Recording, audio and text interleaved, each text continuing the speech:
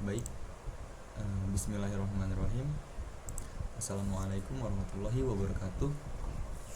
Perkenalkan, saya Rahmat Revaldo Fabiansyah dari kelas Sistem Informasi dengan NPM 241705-2021. Jadi hari ini saya akan belajar kembali mengenai matkul pengantar organisasi komputer, dan judul hari ini adalah operasi set instruksi. Seperti biasa, modul atau media yang saya pakai itu ada berbagai jenis. Yang pertama itu ada dari file pengantar organisasi komputer, lalu AI, dan juga ini ada beberapa platform online, medium, yang dimana di sini ada pembahasan mengenai arsitektur komputer juga, set instruksi. Oke, baiklah, mungkin saya akan mulai dengan menanyakan pada AI ya. Oke.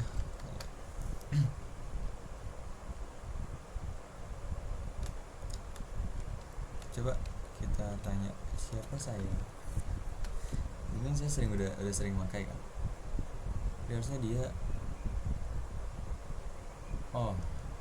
dia menyeluruh ya. Saya sedang ini nge-frame.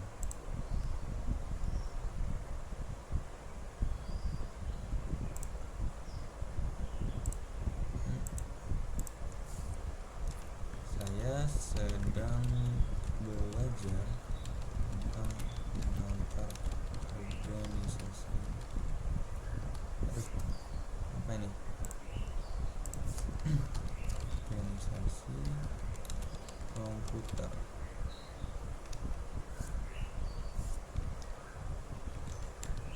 Tolong jelaskan.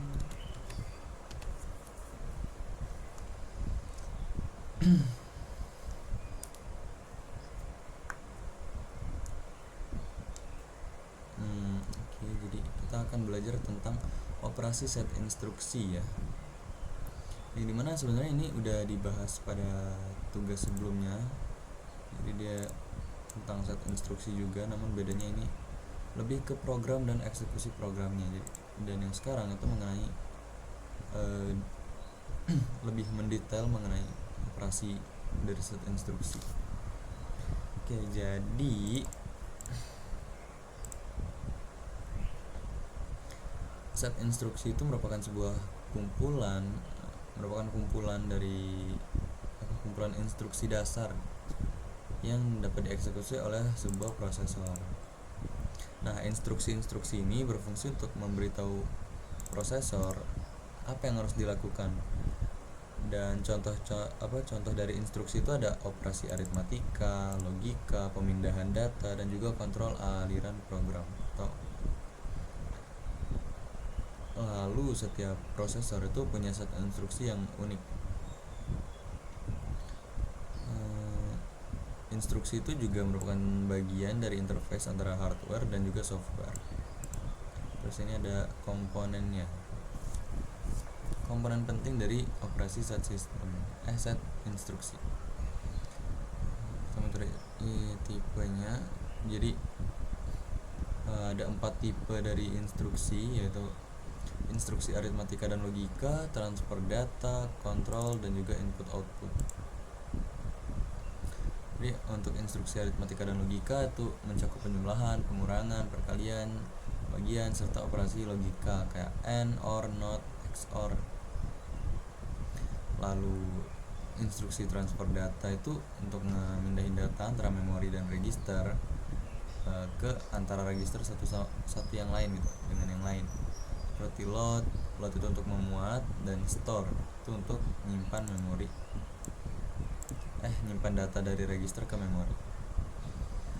Terus ada instruksi kontrol yang dimana ini digunakan untuk mengendalikan aliran eksekusi program kayak jump, call, return. Terus ada input output, ini ya untuk operasi input output yang sebagai media komunikasi antara CPU dan perangkat eksternal seperti disk ataupun jaringan. Lalu format instruksi. Ya berarti formatnya itu ada dua ya, opcode dan juga operand.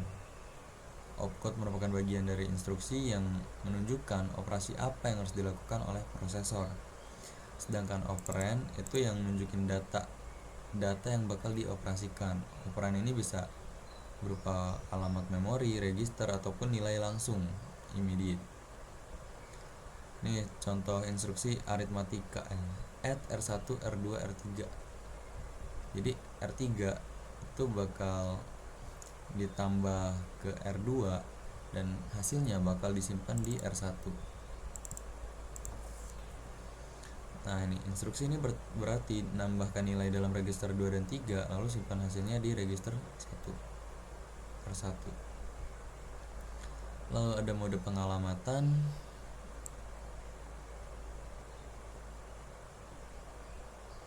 Jadi mode pengalamatan itu cara instruksi merujuk pada operan atau data ya. Dan mode pengalamatan itu ada immediate addressing atau secara langsung, register addressing itu menggunakan register operannya, direct addressing juga ini langsung ditunjukkan dalam instruksi, sama indirect addressing.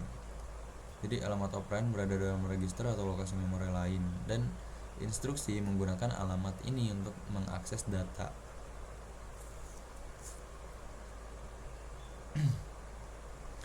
Terus ada jenis arsitektur set instruksi. Oh, jadi ada dua jenis ya. Ini ada CISC atau Complex Instruction Set Computing, yang dimana prosesor dengan set instruksi yang lebih kompleks dan satu instruksi itu bisa melakukan banyak operasi. Contohnya itu prosesor yang X86. Lalu ada yang RISC itu Reduced Instruction Set Computing, prosesor dengan set instruksi sederhana namun berfokus pada eksekusi cepat dan efisien. Contohnya itu Profesor ARM. Oke, coba kita tanya apakah ada hal lain yang mencakup tentang pembahasan di atas.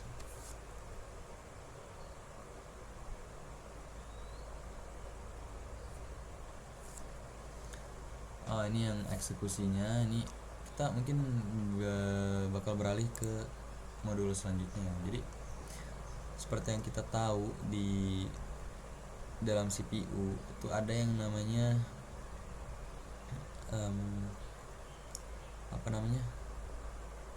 instruksi ya, dan fungsi CPU sendiri itu bakal ngejalanin program yang disimpan dengan cara ngambil instruksi atau menguji instruksi dan mengeksekusi instruksi itu satu persatu. Nah, untuk paham cara CPU berinteraksi kita harus pelajari tentang eksekusi program kan, yang tadi di sini ini ada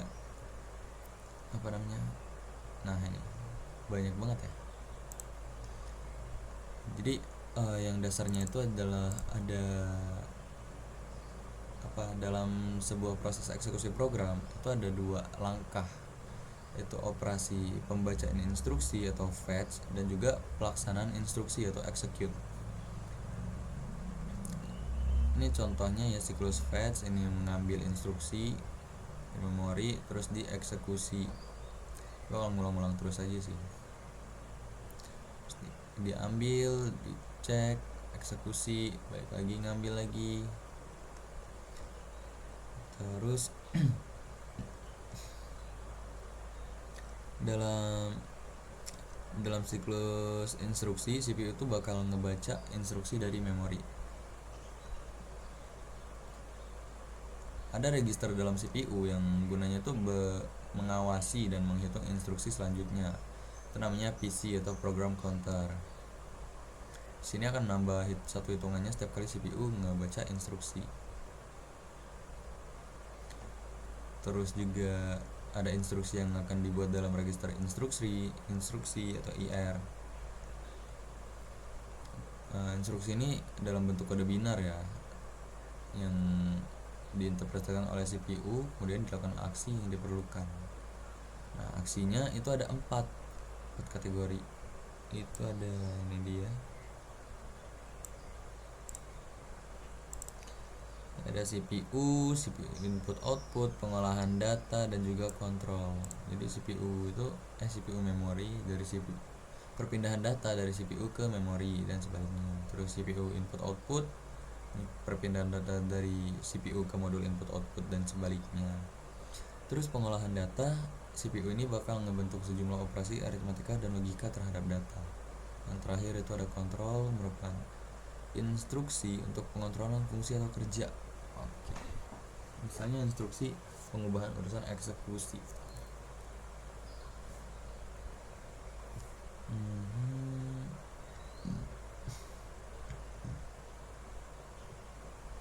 Jadi dalam siklus eksekusi itu bisa melibatkan lebih dari sebuah referensi ke memori. Terus di samping itu juga instruksi dapat menentukan suatu operasi input output. Ini ada penjelasannya. Ini diagram siklus instruksi ya. Ini penjelasannya dulu kita baca.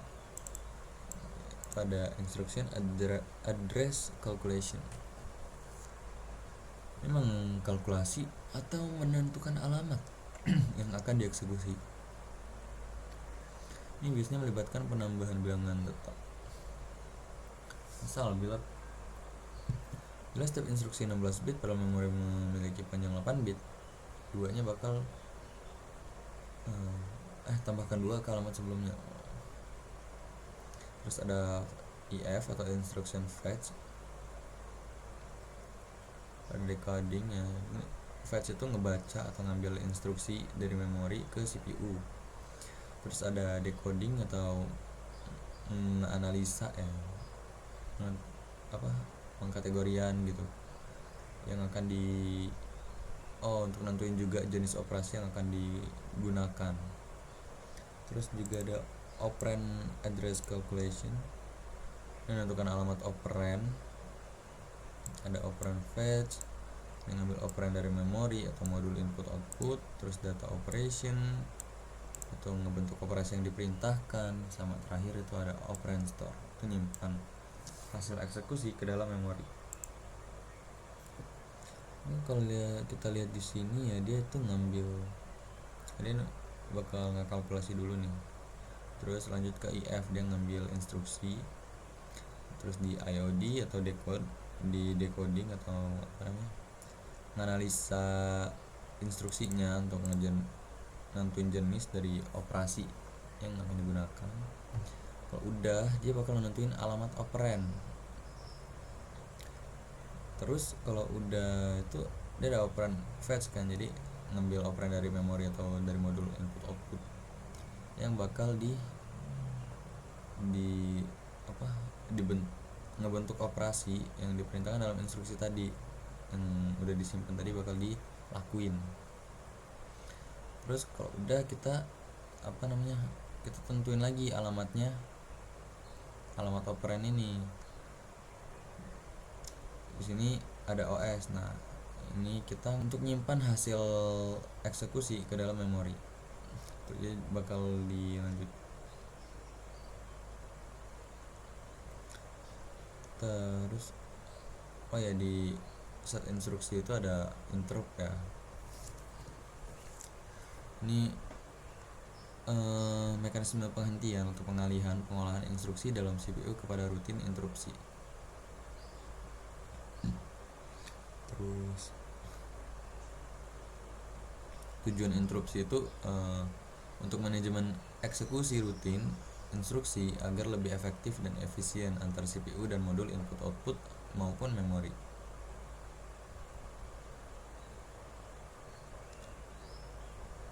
Sebenarnya setiap komponen komputer itu dapat menjalani tugasnya secara bersamaan, tapi kendali kan terletak pada CPU dan itu bakal ngebebanin si CPU. Kecepatan eksekusi masing-masing juga itu beda, sehingga fungsi interupsi ini untuk ngesinkronisasi kerja antar modul.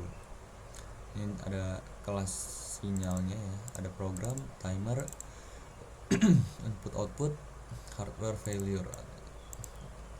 Ini hardware failure ini interupsi yang kayak gagal daya atau kesalahan paritas memori.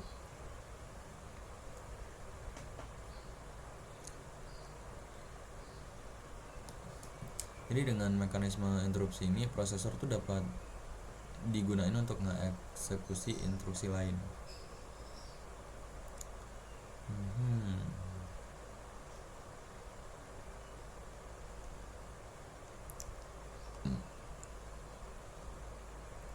Oke, ini ada siklus ini kipasnya. Ini ada apa namanya, siklus eksekusi instruksi dengan interrupt ya. Jadi dia start ngambil instruksi atau fetch, terus dieksekusi. Jika ada interupsi dan interupsi diizinkan, dia bakal meriksa interupsi dan eksekusi interupsi dan bakal balik lagi ke start. Dan kalaupun di saat kita ngambil fetch dan mengeksekusi instruksi tapi dan ada interupsi dan ditolak, dia juga bakal langsung kembali. Terus itu ada kalau udah ada apa sistem operasi yang kompleks itu biasanya pakai interupsi apa biasanya ada interupsi ganda ya. Misal komputer itu nerima interupsi terus ada interupsi lagi.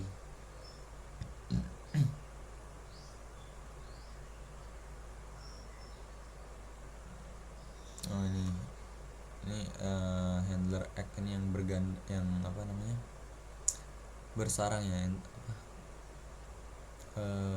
interupsi bersarang. Ini sekuensial, yang ini bersarang. Sekuensial itu yang berurutan ya.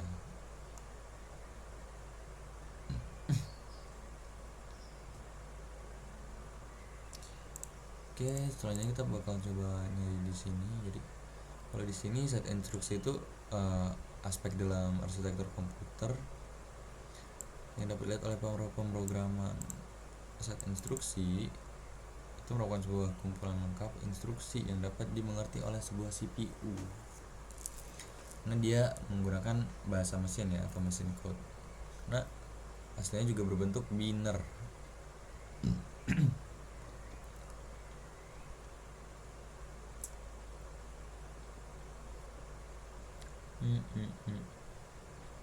Oh, jadi ada dua bagian utama arsitektur komputer sih, instruction set sama hardware system arsitektur. Kita belajar yang ini ya. Dan instruction set arsitektur meliputi spesifikasi yang menentukan bagaimana programmer bahasa mesin akan berinteraksi dengan komputer oleh komputer.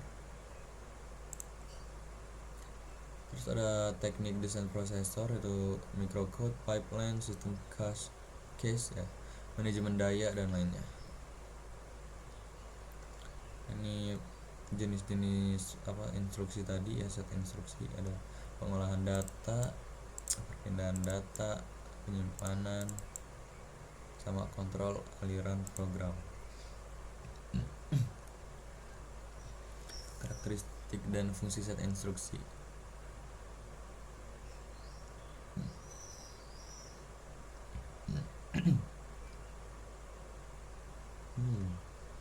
Jadi operasi dari CPU itu ditentuin sama instruksi yang dilaksanakan atau dijalankan. Instruksi ini sering disebut sebagai instruksi mesin atau komputer. Nah, kumpulan instruksi yang beda itu biasanya dijalankan oleh CPU yang biasanya disebut set instruksi. Ini elemennya ya, yang operation code, source operand reference, result operand reference, sama next instruction reference. Jadi ketika udah ngejalanin, dia bakal lanjut lagi ngambil fetch atau instruksi selanjutnya. Ini desain, oke, ini belum dibahas ini. Oh, ada banyak aspek. Itu ada kelengkapan set instruksi, ortogonalitas, sifat independensi instruksi, kompatibilitas, source code, object code. Terus jenis operand itu ada addresses atau alamatan ya, pengalamatan. Terus ada numbers. Terus ada integer or fixed point, ini integer yang skala dengan faktor tertentu. Floating point ini untuk menggambarkan nilai yang sangat besar atau kecil, biasanya ini yang mencakup koma ya.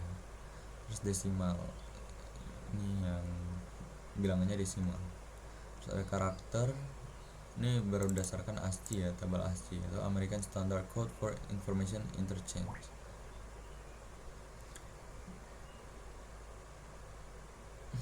Ini ada kode-kodenya ya, tipe-tipe operasi, itu ada transfer data. Terus operasi set instruksi untuk transfer data itu ada move, store, load, exchange, clear atau reset, set, push, pop. Terus dari aritmetiknya itu ada add, subtract, penjumlahan, pengurangan, multiply, perkalian gitu ya, divide, pembagian, absolute, negatif, decrement, increment, ini pengurangan, yang ini penambahan. Logika ada and or not, XOR, compare, test, shift gitu. Terus ada konversi, ini ngubah format instruksi antara beroperasi ke format data, misal desimal jadi biner gitu. Ini yang penting, ini yang bikin komputer tuh bisa berinteraksi sama kita. Input output,